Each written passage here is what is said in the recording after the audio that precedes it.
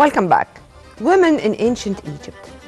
She was a minister, she was a queen, she was a doctor, a poet, she was a leader by all means. And she invaded all fields.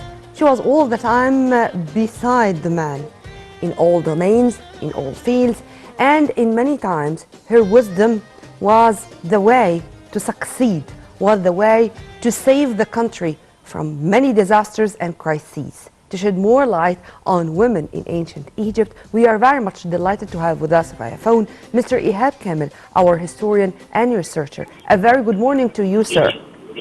Good morning. Sir, let's start immediately, and let's start with a very brief idea about the position of women in ancient Egypt. Well, if we look at the status of women in ancient Egypt, you will notice that referring back to even the mythology, you will notice that always the woman had represented a great value for the ancient Egyptians. Take, for example, the goddess Isis. She was the symbol of maternity, the symbol of loyalty, the symbol of faithfulness. Sacrifice. And of course, sacrifice, exactly. If you look at the sky, for example, you will notice that there was a goddess for the sky, not a god. Basically, you look at the mythology, you will see that the ancient Egyptians, when they spoke about the creation of the world, they spoke about a goddess and a god. Gib, the god of the earth, and Nut, the goddess of the sky, and those who had created the world. So basically, this means that there was an equality. You will notice that also when you look at the Egyptian women, you will notice that they enjoyed a great deal of freedom and liberty in the ancient Egyptian life. In the thousands of years ago, you will notice that the women used to go out of their house, they used to trade, they used to own, and they had an independent financial entity. They were an independent entity, and they had equal rights with men. And we can see this in many ancient Egyptian texts. Sir, also, if I want to go further and to speak about the ancient Egyptians believed that a man is going to be punished in the other world if he hurts his woman or his wife. I mean, one of the important ways to heaven for men, when he say that I've never hurt a woman, I've never hurt a child, I've never hurt an animal, not to hurt a woman in the first place, this is his way to eternity, to heaven. Am I right? Absolutely, because basically this is what all civilization is all about. The ancient Egyptian was a civilized man by respecting women. Refer to the texts of Ani from the Old Kingdom, and we're talking about a very ancient Egyptian period. You're talking about the 4th or 5th dynasty, when Ani is speaking to his son, telling him how to treat his mother, and telling him not to upset her, not to treat her bad. He tells him, remember, she's the one who took care of you, and she's the one who was always there for you. She's the one who took care of you when you're still a child and you could not handle yourself. She's the one who cleaned you. She's the one who had fed you. She's the one who made you a man. The language itself and the way it's expressing the woman's status indicates that the woman had a great deal of respect. Look at the art, for example.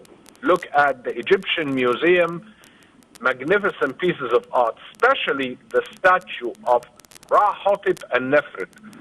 By the way, the art in ancient Egypt was a language that the ancient Egyptians had used to express his beliefs, his way of thinking.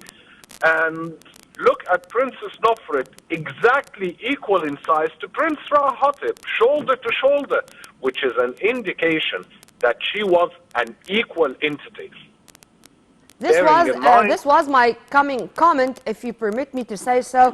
Here, all what we are speaking about women. I mean, the ordinary women. Here, I'm not speaking only about queens or about women who occupied high-ranking positions. I'm speaking about women in general.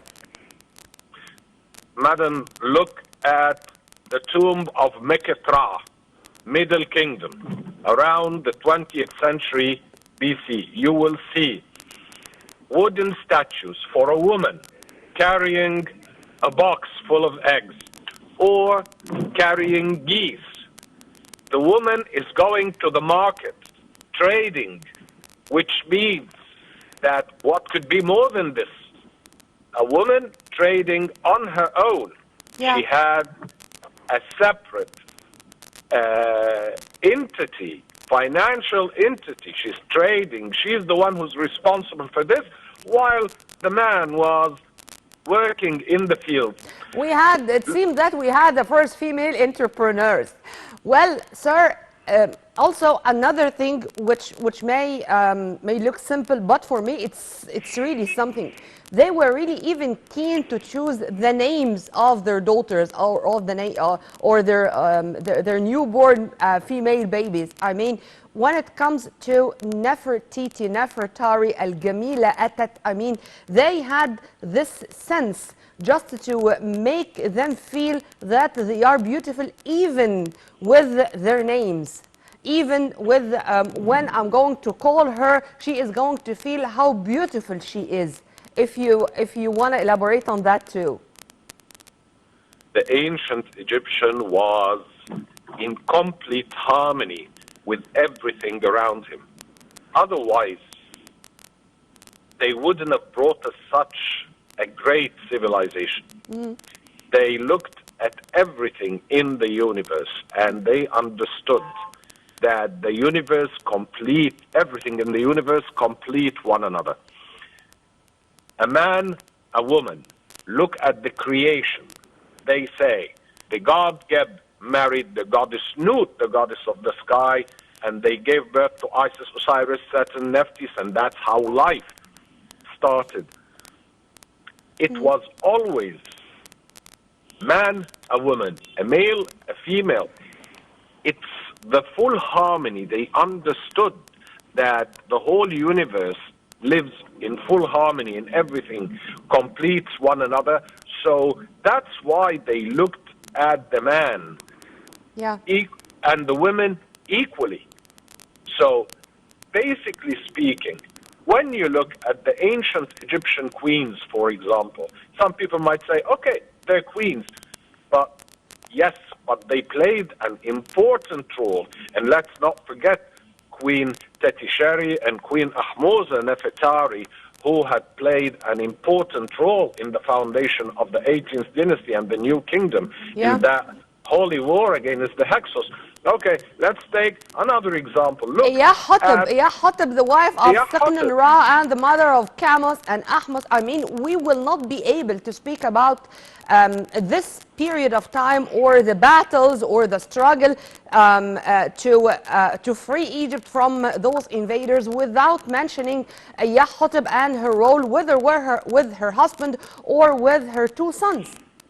Of course, and they used to get that they were given the gold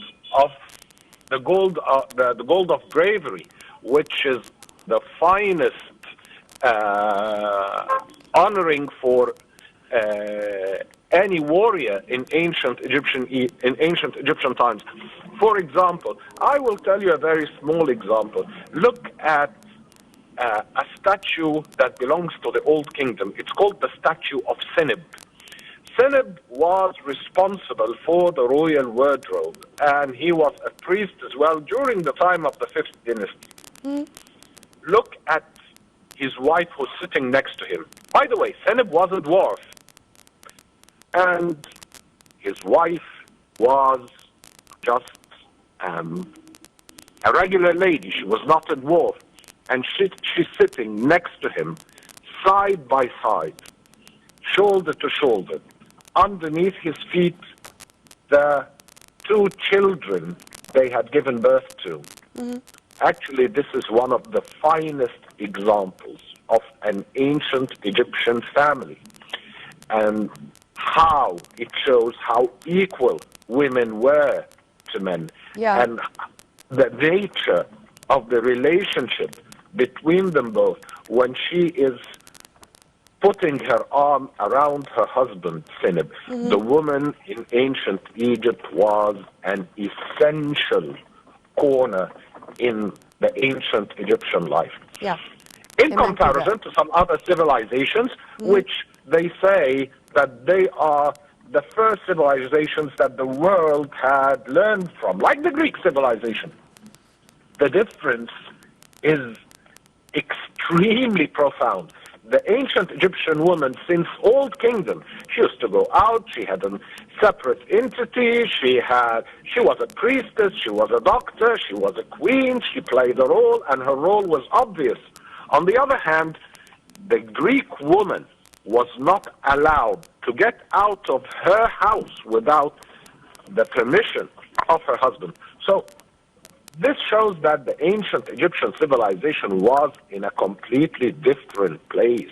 They Amen were to that. And when I extremely say that far a ahead. big part of the literature of ancient Egypt, it was the poems of men who want to show how much they do love their wives, or when we know that the ancient Egyptian man used flowers to be a gift for his woman or his wife in many occasions. This is to say, this is the way we were treated thousands of years ago.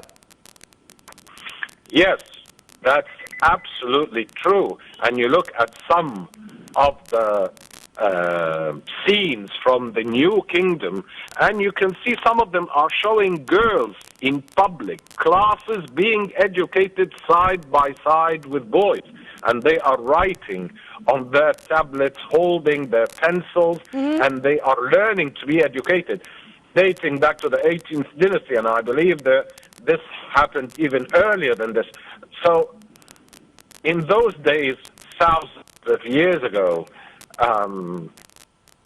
that was the status of the Egyptian women. And they learned how to play music, how to dance. I mean, you know, I do remember the mummies convoy, and the great or the wonderful timpani player Rodwa al-Bahiri, when she was or she became that famous by then, to know that she is one of the grandchildren of the ancient Egyptians who already did that thousands of years ago. And it seems that we still carry the same genes. Our genetic code, it's not going to have an end.